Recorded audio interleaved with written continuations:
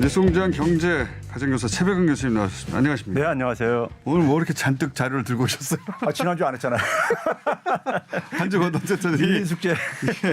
예, 오늘 다 못할 수도 있겠습니다. 자, 그동안 이제 뭐 여러 뉴스가 많이 나왔어요. 이제 가계 빚이 역대 최대로 증가했고 그 외에 뭐 하여튼 나쁘다 많아요.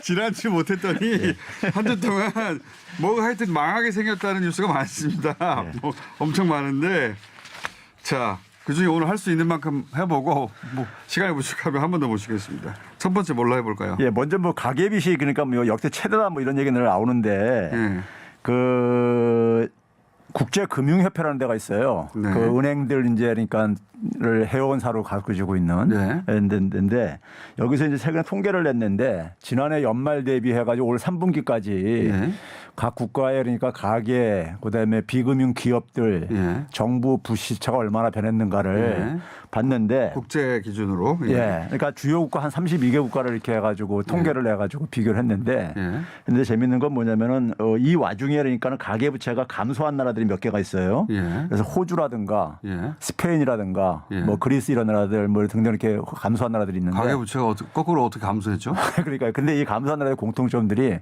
국가 부채가 크게 증가했어요. 나라에서 지원금을 왕창왕창 그렇죠. 줬군요.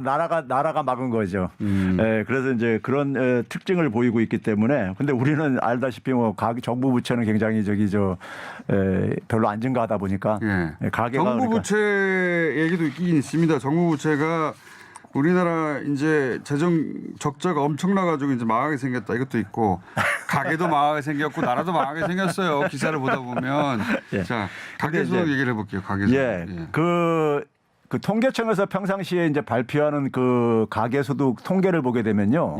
2인 가구 이상으로 이제 하고 있고. 아, 기준이 그렇습니까? 예. 그리고 주로 이제 도시 부분의 가구들을 중심으로 이렇게 발표를 하고 있는 거예요. 근데 이제 1인 가구가 지금 30%가 넘는 시대입니다. 그렇더라고요. 1인 가구가요. 3분의 1이 1인 가구예요, 이제. 예, 그러니까요. 근데 1인 가구를 빼놓고 통계를 짓게 하는 거는 좀 이게 문제가 있잖아요. 샘플이에요. 그렇죠. 그렇죠. 그래서 이제 그 1인 가구를 포함을 해가지고 이제 이걸 이제 그 계산을 해봤어요. 그래서 박근혜 정부 때가 이제 2012년 말부터 2016년 말까지. 그러니까 평소 통계청 발표는 2인 가구 기준인데. 그렇죠. 근데 이제 최근에는 이 통계청의 기준을 바꿔야 되겠네요. 최근에는 3분의 1이 1인 가구이기 때문에. 통계청도 이제 그러니까는 그 원래 1인 가구도 다 포함해서 조사는 해요. 근데 과거에 2인 가구 사를 쭉 해오다 보니까 갑자기 기준을 바꾸게 되면은 혼란이 생길까 봐. 그렇죠. 일반적으로 발표하는 거는 그러니까 기존의 기준 가지고 이제 발표를 해오고 있는 겁니다. 수치는 있는데. 그렇죠. 예. 과거에는 대부분 2인 가구가 기준이었기 때문에 2인 가구를 계속 발표하다 보니 2인 가구 기준을 가지고 이제 보도들을 하는데 이제는 3분의 1이 1인 가구가 된 세상이다. 그렇죠. 3분의 1을 빼버리면 통계가 맞냐. 그렇죠. 3분의 1 포함해서 그럼 통계를 한번 내보자. 내봤더니 어떻게 됐습니까? 그래서 박근혜 정부 때 2012년, 2016년 사이에 가계 평균 소득이 1년에 0.4%씩 올랐어요. 그 이전 정부하고 한번 비교해보자. 근데 이제 문재인 정부 이제 그러니까 2016년 말에서 2019년 지난해 말까지 5.6%니까 한 14배가 그래요? 차이가 나요. 그렇게 소득이 증가했습니까? 14배가 차이가 나고요. 그리고 올해 이제 코로나로 이제 그러니까 우리가 많이 어려워졌잖아요. 그래서 이제 올해 이제 3분기까지 나와 있으니까 4분기 아직 안 끝났으니까 3분기까지도 이제 그러니까는 그 1인 가구 통계가 나와 공개가 됐기 때문에 그걸 계산해 보게 되면은 3분기 기준으로 봤을 때 박근혜 정부 때 0.9%인데 문재인 정부에서는 그러니까 거의 한 4.3배가 넘는 3.9%. 그러면은 사실이 아니잖아요, 이게. 그렇죠. 역대 최악이 아니잖아요. 거기다가 박근혜 정부 때는 이게 참 간 게 뭐냐면요. 이렇게 전체 평균 소득 증가율도 낮았지만은 하위층 30%가 소득이 감소를 했어요. 그 얘기도 해야죠. 거기다가 잘 사는 사람만 잘 살고 못 사는 사람은 더 어려워졌느냐. 거기다가 끔찍한 거는요. 2016년 마지막 해에는 전체 가계의 90%가 소득이 후퇴했어요. 상위 10%만 빼놓고. 그러니까 당시에는 극히 잘 사는 사람들만 소득이 늘었지 나머지는 다 줄었다는 거네요. 그런데 그래서 이제 그런 상황 속에서 근데 이제 우리가 코로나 사태에서도 문재인 정부에서는 지금 소득이 가계 소득이 평균 소득은 증가하고 있는 상태고요. 증가하는데 그 이제 분위로 나누지 않습니까? 1분위가 뭐 줄었냐 늘었냐. 그 10분위가 늘었냐 줄었냐 예. 이렇게 비교하는데 그렇게 비교하면 어떻습니까?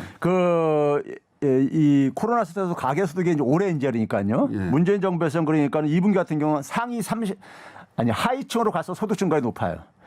그러니까 상위 10%만 오히려 소득이 감소를 했어요. 거꾸로. 네. 아, 그렇군요. 그러니까 박근혜 정부하고 뒤집어졌네요. 그렇죠. 저는 반대로. 박근혜 정부 말기에는 상위 10%만 소득이 늘고 나머지는 줄었는데 이번에는 하위 90%가 상승하고 상위 10%가 오히려 좀 줄었다. 그렇죠. 상위 10%가 재분배 효과가 있는 거 아닙니까? 그렇죠. 그러면? 상위 10%는 뭐 그래도 견딜만한데 한 0.4%는 어쨌든 감소를 했어요. 0.4% 줄었고. 나머지 근데 밑에 층으로 갈수록 소득 증가율이 높았습니다. 그러면 이거 바람직한 방향 아닙니까? 왜 역대 가장 위험하다고 그러죠? 그러니까 이 통계를 그러니까 이제니까 3분의 1 빼고. 그렇죠. 빼고 이제 그러니까는 그 3분의 1은 국민 아닙니까? 자, 3분의 1 빼고 통계를 내서 그렇다. 그러니까 전체 국민을 1인 가구까지 포함한 전체 국민을 기준으로 보자면 그렇지 않다. 오히려 소득 증가율이 더 높고 그리고 모든 분위에 상승했다. 다만 상위 10%는 0.4% 줄었다. 상위 10%가 싫어할 수는 있겠네요. 조금 0.4%만큼. 그렇죠. 사람이 소득이 증가해야지만 행복해야지 그러니까. 자, 그래서 역대 가장 나쁘다는 건 사실이 아니고요. 이게 대부분 조중동이거든요. 동아일보, 중앙일보. 다 그런 것을 보도하는 것입니다. 자, 그다음에 이제 뭘 바로 잡고 싶으십니까? 두 번째요. 두 번째는 이제 11일 날이니까 지난주 금요일인가요? 아마 이제 될 거예요. 근데 이제 국민일보에서 이제 월세 가구들을 이제 그러니까 타격을 해 이 포인트를 가져가지고 월세 가구만 따로 통계를 내는 경우도 있어요? 이게 주거 형태별로 소득이 잡혀요. 그러니까 월세가 가장 어렵지 않겠냐. 그렇죠. 그러니까 이게 문재인 정부의 부동산 정책의 가장 피해자는 가장 월세 가구 하게 되면 우리가 이미지가 가장 어려운 사람들이잖아요. 그렇죠. 근데 어려운 사람들이 가장 소득 감소가 심했다. 그 말을 하려고. 근데 실제로 분위로 따지면 그건 사실이 아닌데 그건 이미 사실이 아니지만 이제는 이제 부동산하고 연결해서 월세 가구라는 용어를 만들어냈군요. 월세 가구. 거기다 이제 영끌 업종이라는 말도 만들어냈어요. 직업에 영끌 업종 있는지 모르겠는데. 이것도 만들어낸 용어네요. 그러니까 이게 다 부동산하고 연결하려고 하는 노력이구나. 근데 이제 이 월세 가구도 우리가 월세가 많이 증가하게 되면은 그건 소득하고 감소가 없는 거예요. 관계가 없는 거예요. 그렇죠. 지출에 영향 미치는 거지. 그렇죠. 수입에는 영향을 안 미치는 거라고요. 맞죠. 그러니까 원래 처음부터 잘못 잡은 거고 번지수를. 그렇죠. 이게 소득 이야기를 하다가 이 월세 가구까지 들어갔는데 월세는 소득이 줄어든 게 아니고 월세가 늘어난 것이다. 만약에 의미를 분석하자면 그런데 실제는 어떻습니까? 근데 이제 이것도 마찬가지로 월세 대부분은 사실 1인 가구가 많이 있을 수밖에 없잖아요. 그렇죠. 3분의 1. 근데 1인 가구는 빼놓고. 이것도 역시 1인 가구를 빼고 이제 본인이 필요한 것만 뽑아 쓴 거군요. 그랬는데 그래서 이제 3분기에 이제 월세 가구가 월 평균 마이너스 4.2% 감소했다 이렇게 했어요. 그러니까 이제 전체 평균 소득은 1.6%가 증가했는데 그것에 거의 3배격이니까 감소가 오히려 이루어졌다. 이렇게 이제 아주 자극적인 보도를 했어요. 그러니까 소득이 줄어든 게 아닌데 이걸 소득이 줄어들었다고 표현을 했고 일단. 그리고 두 번째는 그래서 이제 그걸 제가 이제 1인 가구 포함해 가지고 계산해 보니까 월세 가구는 1.3%가 올랐고 오히려 자가 가구가 1.0% 올랐어요. 자가 가구보다 더 많이 올랐어요. 0.3% 더. 월세 가구가. 이 소위 이제 언론이 만들어낸 용어인 월세 가구가 있는 통계라고 치자. 그래서 그러면 1인 가구까지 포함해서 월세 가구를 다 이제 평균을 내봤다. 그랬더니 소득이 올랐어요? 자가 가구보다 더 많이 올랐다 이거예요. 근데 이게 그러면 아까 흐름하고 맞는 거네요. 그러니까 10분위로 나눴을 때 소득이 적을수록 오히려 증가율이 더 높다고 말씀하셨는데 그 관점에서 보자면 이렇게 나와야 되죠. 그렇죠. 맞는 거죠, 이게.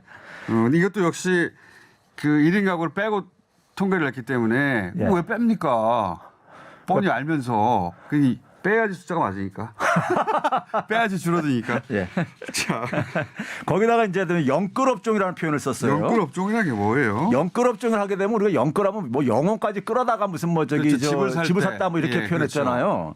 근데 이게 이제 그거를 표현하기 위해 가지고 이 사람들이 그 업종별로 소득의 변화를 이제 추적을 한 거예요. 연끌 업종이라는 건 기본적으로 어려운 업종을 말하는 겁니까? 아니죠. 근데 이 사람들은 뭐냐면 주로 이제 부동산과 관련된 게 연끌 업종이라고 생각을 하고 이렇게 표현을 만든 거예요. 연끌 업종을 뭘 말하는 거지? 네, 그래서 이제 부동산 업종의 종사자가 이제 그러니까 연끌 업종이라고 했는데. 아, 부동산 업종을 다 연끌 업종이라는. 근데 이제 문제는 뭐냐면 부동산 업종만 출연해지기 힘들다 보니까는 예. 그게 이제 묶어서 발표하는 이제 그러니까는 예를 들어서 출판 어렵죠 요새. 전문과학 뭐 그다음에 뭐 이런 분야들을 다 연끌업종에다 묶어가지고 부동산을 이렇게 통계청에서 발표하는 큰 묶음 카테고리가 있어요. 아, 원래 부동산이 연끌인데 예. 부동산만 따로 안 나오니까 예. 요런 출판이나 뭐 전문과학이 왜 여기 들어가죠? 어쨌든. 그러니까요. 그러니까 이제 이게 문제는 뭐냐면 이게 통계청 들어가게 되면 더 세분화 시킬 수가 있어요. 예. 근데 이걸 묶은 이제 상위로 묶어가지고 발표하는 이 부분을 연끌업종이라고 해놓고 나서 이게 전년 대비 한 5.8%가 증가했다고 이렇게 딱 발표를 했어요. 예? 이거는 일단 그 묶음 자체가 말이 안 되네요. 그렇죠. 묶음 자체가 말이 왜 안 되죠. 전문가하고 부동산 연끌하고 무슨 상관이 있습니까? 그러니까요. 그래서 머리 많이 쓰네. 그래서 부동산 업종만 제가 분리해가지고 예. 계산을 해봤더니만은 예. 다른 업종하고 그러니까 별 차이가 없었고. 부동산 업만 분리했더니 예. 예. 별 차이가 없으면 기사를 쓸 수가 없잖아요. 그렇죠. 더군다나 1, 2분기에는 부동산 업종은 오히려 소득이 감소를 했어. 부동산 업종은요. 예. 예? 거기다가 뭐냐면 박근혜 정부 때가 오히려 부동산 업종의 소득 증가율이 더 높아요. 문재인 정부보다. 아하. 예? 그런데 이제 이걸 이제 연끌업종이라고 해가지고 여기다가 전문과학이나 출판업이나 전문과학 하시는 분들은 굉장히 기분 나빠할 소리인데 자기들이 앞으로 이제 그러니까 직업 소개할 때 연끌업종이라고 소개를 해야 되니까. 이게 아무 상관이 없는 걸 그렇죠. 그러네요. 그러니까 이런 식으로 해가지고 어쨌든 간에 이 문재인 정부의 부동산 정책의 저희 실패를 이제 부각시키고 싶어서 머리 많이 이제 썼네요. 어려운 사람들 월세 가구까지 동원해가지고 했는데 실패했다. 이건 의도적인 거네요. 그렇죠. 예. 연끌 업종이라는 단어도 없지만 예. 그 단어로 묶으려면 부동산을 묶어보든가 관련 업체를. 예. 근데 그게 아니라 부동산은 오히려 차이가 없으니까 그 지금 타격을 입은 업종들을 묶어가지고 이게 연끌 업종이라고 전문가하고 출판하고 보니까 뭐 사업 시설 이런 게 포함됐는데 이게 연끌 업종하고 아무 상관없잖아요. 그렇죠. 기자가 머리는 많이 썼으나 교수님이 계신 줄 몰랐던 거죠. 근데 이제 이런 기사들이 주는 효과가 있잖아요. 그 최저임금 때문에 나라 망한다고 3년 동안 기사 엄청나게 쏟아냈는데 나라 안 망했잖아요. 그렇죠. OECD 국가 중에 제일 오히려 좋아요. 그동안 소득 증가에 효과를 미친 게 지금 나타나고 있잖아요. 근데 이제 그 기사를 그렇게 쏟아내니까 이 자영업자 중에 아르바이트를 쓰지 않는 사람들이 자기들 최저임금 때문에 어렵다고 막 그러잖아요. 그렇죠. 아무 상관이 없는데도. 그렇죠.